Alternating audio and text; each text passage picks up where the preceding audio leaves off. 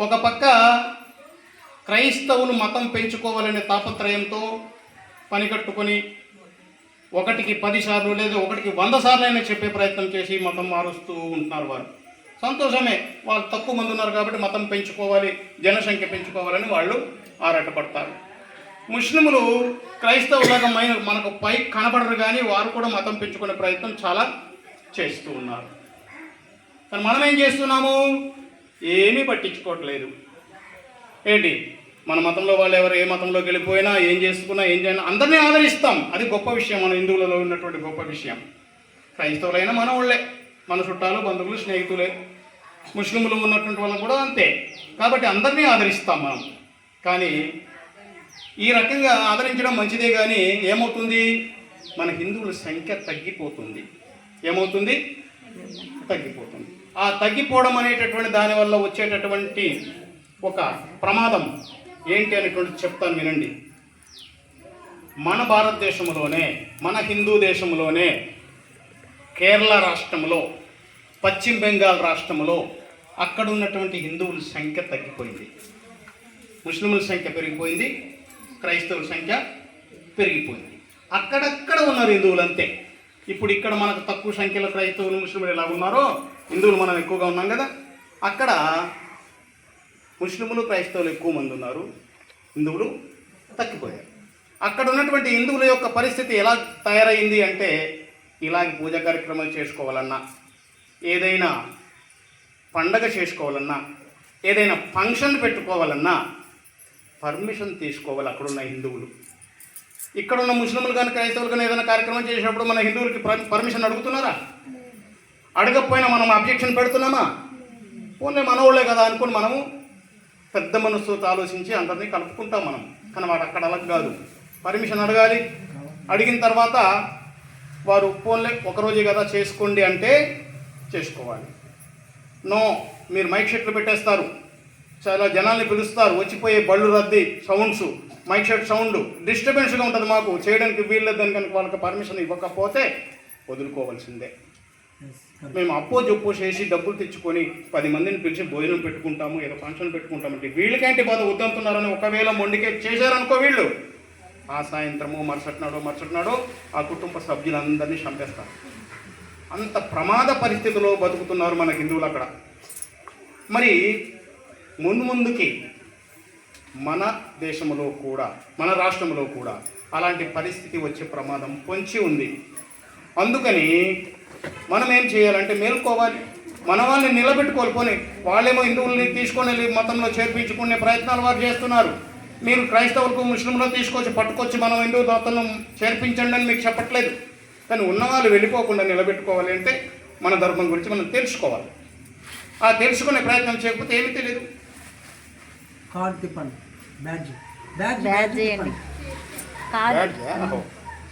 కాబట్టి ఈ రకంగా మనం ప్రయత్నం చేసి మన వాళ్ళని నిలబెట్టుకునే ప్రయత్నము చేయాల్సిన అవసరం ఎంతైనా ఉంది.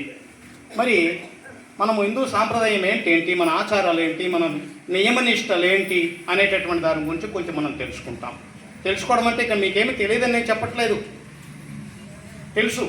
తెలిసినవి కూడా మనం మర్చిపోతున్నాం, పాటించట్లేదు. అన్నీ పాటిస్తున్నామా? పాటించట్లేదు. కాబట్టి మీకు తెలిసినటువంటివి కూడా మర్చిపోయినటువంటిది గుర్తు చేసే ప్రయత్నమే నేను చేస్తాను. మీకేమీ తెలియదు, నేను చెప్పింది నాకే తెలుసు, నేను చెప్పింది వినమని నా ఉద్దేశం కాదు. ఇప్పుడు సాధారణంగా ముస్లింలు ఉన్నారు, వాళ్ళు ఏం చేస్తారు, వారి సాంప్రదాయం ఎలా పాటిస్తారంటే, వాళ్ళు మగవాళ్ళు ఉన్నారు అనుకోండి, గడ్డం పెంచుకోవడం, ఆ టోపీ, చిక్కం టోపీ పెట్టుకోవడం, అది వాళ్ళ సాంప్రదాయం. వాళ్ళ గడ్డం పెంచుకుంటే, ఆ టోపీ పెట్టుకుంటే వాడు ఎంతో గర్వపడతారు, నా సాంప్రదాయం నేను పాటిస్తున్నాను అని ఎంతో ఆనందపడతారు వాళ్ళు. మరి క్రైస్తవుల సాంప్రదాయం ఏంటి మనందరికీ తెలుసు. ఏంటి చెప్పండి? క్రైస్తవుల సాంప్రదాయం ఏంటి? ఉన్నవన్నీ కూడా పీకేయడం, అలంకరణ ఉన్నటువంటివన్నీ కూడా పీకి పక్కన పడేయడమే. ఆ రకంగా వారి సాంప్రదాయం, అది కూడా వాళ్ళు పాటిస్తారు. ఇక మన సాంప్రదాయము చెప్పుకోవడానికి మించి ఉన్నాయి బోల్డ్, అవన్నీ కూడా పక్కన పెట్టేస్తున్నాం మనం. ఆ విదేశీ సాంప్రదాయం చూసి ఏంటి, ఆ పీలిక బట్టలు వేసేసుకొని ఏంటి సగం శరీరం బయటికి కనపడేటటువంటి ఫ్యాషన్స్ తాలూకా డ్రెస్సులు. ఇప్పుడు ఏంటంటే ఆడపిల్లలకే కొంచెం అలాంటి డ్రెస్సులు వచ్చేసాయి, అదే అనుకరిస్తున్నారు అనుకున్నాం. మగపిల్లలకి కూడా ఇప్పుడు వచ్చినటువంటి ప్యాంట్లు అలాంటి ఉన్నాయి, బొక్కల ప్యాంట్లు, చిరుగులు. శాస్త్ర పద్ధతి ప్రకారంగా అయితే చిరిగినవి వేసుకోకూడదు. పూర్వకాలం మన పెద్దలు ఏం చేసేవారు, కుట్టుకొని వేసుకోవడానికి కూడా కొంచెం నామోషి ఫీల్ అయి చిరిగినవి పక్కన పడేసేవారు. కానీ ఇప్పుడు మనలో ఏం చేస్తున్నారు, చిరిగిన ఉన్నటువంటి ప్యాంట్లే కొనుక్కొని వేసుకుంటున్నారు పిల్లలు. ఈ రకంగా విదేశీ సాంప్రదాయం వచ్చేస్తుంది. కాబట్టి దాన్ని కొంచెం మనము తెలుసుకొని మన మొదటి నుంచి వచ్చినటువంటి సాంప్రదాయాన్ని మనము ఖచ్చితంగా పాటించే ప్రయత్నం చేయాలి. మనము కూడా పక్కన పెట్టేస్తే మన తాలూకు పిల్లలు, మనవలు, తర్వాత వచ్చేటటువంటి తరం వాళ్ళు పాటిస్తారా తెలియదు. దానికి కూడా చెప్తాను వినండి. ఒక క్రైస్తవ కుటుంబ యజమాని వాడు ఏం చేస్తాడంటే తన ఇంటిల్లిపాది అందరికీ కూడా బైబిల్ చదివే అలవాటు చేస్తాడు. లేదంటే చదువు రాకపోతే బైబిల్ వినే అలవాటు చేస్తాడు. ఇంటిల్లిపాది అందరూ కూడా చర్చికి వెళ్ళే అలవాటు చేస్తారు. నా కుటుంబ సభ్యులందరూ కూడా నిజమైన క్రైస్తవులుగా ఉండాలని ప్రయత్నం చేస్తాడు ఆ కుటుంబ యజమాని. చదవకపోయినా పుస్తకం వాడు సంకలు వేసుకొని వెళ్తారు. అది కాబట్టి ఖచ్చితంగా బైబిలే దేవుడిగా భావిస్తారు వాళ్ళు. బైబిలే దేవుడిగా, మత గ్రంథం, పవిత్ర గ్రంథం అనుకుంటా వాళ్ళు చక్కగా దేవునితో సమానంగా భావిస్తారు వాళ్ళ మత గ్రంథానికి. అలాగే ముస్లింలు కూడా, ఆ ముస్లిం యజమాని కూడా అందరినీ కూడా నిజమైన ముస్లింలుగా ఉండాలి, నా సాంప్రదాయం పాటించాలని అందరికీ నేర్పిస్తారు వాళ్ళు కూడా. వాళ్ళ మత గ్రంథం పేరు ఖురాన్. ఆ ఖురాన్ని కూడా వారు దేవుడితో సమానంగా వాళ్ళు భావించి గౌరవిస్తారు, పవిత్రంగా చూస్తారు. మరి మన హిందూ మత గ్రంథాలు ఏంటేంటి?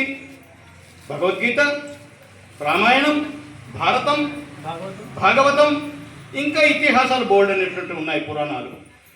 మరి ఇటువంటి మన యొక్క మత గ్రంథాల్లో మన హిందువుల కుటుంబాల్లో ఎంతమంది ఇళ్లలో ఏదైనా మత గ్రంథం ఉంది చెప్పండి? ఉన్నాయా మన దగ్గర? అది వాళ్ళకి మనకు తేడా.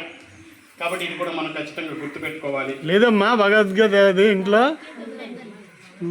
మా భగవద్గీత ఉన్నవారు చేతులు ఎత్తండి, ఎత్తు, లేకపోతే మేము పంపిస్తాం.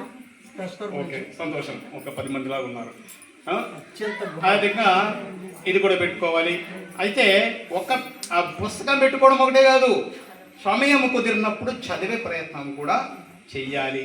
ఆ తర్వాత మన ఇంట్లో ఉన్నటువంటి పిల్లలకి చెప్పాలి. ఈ రకంగా చేయాలి. చేసినప్పుడు మాత్రమే మన హిందూ ధర్మాన్ని నిలబెట్టుకున్న వాళ్ళం అవుతాం. ఇప్పుడు కొంతమంది తెలిసినటువంటి వాళ్ళ ఇంట్లో పెద్దవాళ్ళు మాత్రమే కొద్దిగా ఆచరిస్తున్నారు, పిల్లలకి నేర్పించట్లేదు. ఓ పండగ వచ్చింది అనుకుందాం, ఆ పండుగ వచ్చినప్పుడు ఏదో పిండి వంటలు వండుకుంటాం కదా, ఆ వండినటువంటి పిండి వంటలు వండుకున్నటువంటి ఆ పాపలు పిల్లలకి చేస్తే ఆడుకుని తినుకుని ఉంటారు తప్పితే ఆ పండగ నియమాలు వారికి నేర్పించట్లేదు, వాళ్ళు పాటించట్లేదు. రేపొద్దున ఆ పండగ సంబంధించినటువంటి మన హిందూ సాంప్రదాయానికి సంబంధించినటువంటి విషయాలు మనం చెప్పితే అదంటే ఏంటి అని అడుగుతారు ఆశ్చర్యంగా మన పిల్లలే. కాబట్టి ఖచ్చితంగా వాళ్ళకి నేర్పించాలి, వాళ్ళకి తెలిసేలాగా చెయ్యాలి. మరి ఇంకా మన హిందువులలో ప్రధానమైనటువంటి ఒక నియమం ఏంటి అంటే తిలక ధారణ. ఏంటది? బొట్టు పెట్టుకోవడం. బొట్టు పెట్టుకోవడం అనేటటువంటి ఖచ్చితంగా ప్రతి ఒక్కరూ చెయ్యాలి. మరి చేసేటటువంటి కొంతమంది చేస్తున్నారు, కానీ ఎక్కువ మంది చేయట్లేదు. ఇలా సందర్భం వచ్చినప్పుడు కొంతమంది పడతారు, మిగతా టైంలో చేయట్లేదు. ఆ రకంగా కాకుండా ప్రతిరోజు ఖచ్చితంగా మీరు తిలకధారణ ఉండాలి. అది మీ ఇష్టం. అది ఏంటంటే విభూతి బొట్టు పెట్టుకుంటారో, కుంకుమ బొట్టు పెట్టుకుంటారో, గంధం బొట్టు పెట్టుకుంటారో, మీకు ఏది నచ్చుతుంది. అది నిలువుగా పెట్టుకుంటారో, గుండ్రంగా పెట్టుకుంటారో, అడ్డంగా పెట్టుకుంటారో, అది మీ ఇష్టం. ఏదో రకంగా మొత్తం మీద తిలకధారణ నుదుట ఉండాలి. ఏ తిలకధారణ లేకుండా నొసలు శ్మశానంలాగా ఉండకూడదు.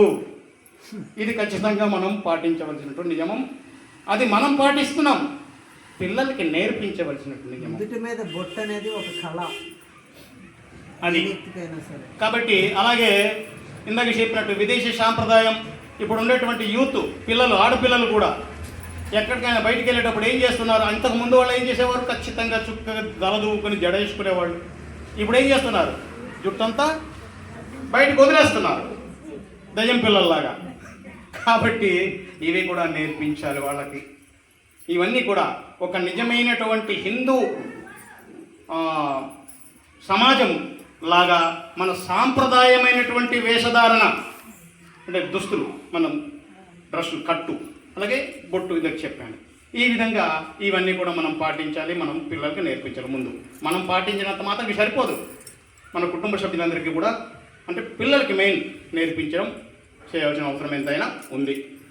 అది చూసి మీరు చెప్తే దాన్ని బట్టి కూర్చేసి అప్పుడు ఇది మొదలెడతాం. సమయం చూసా 5 నిమిషాలు 5 నిమిషాలు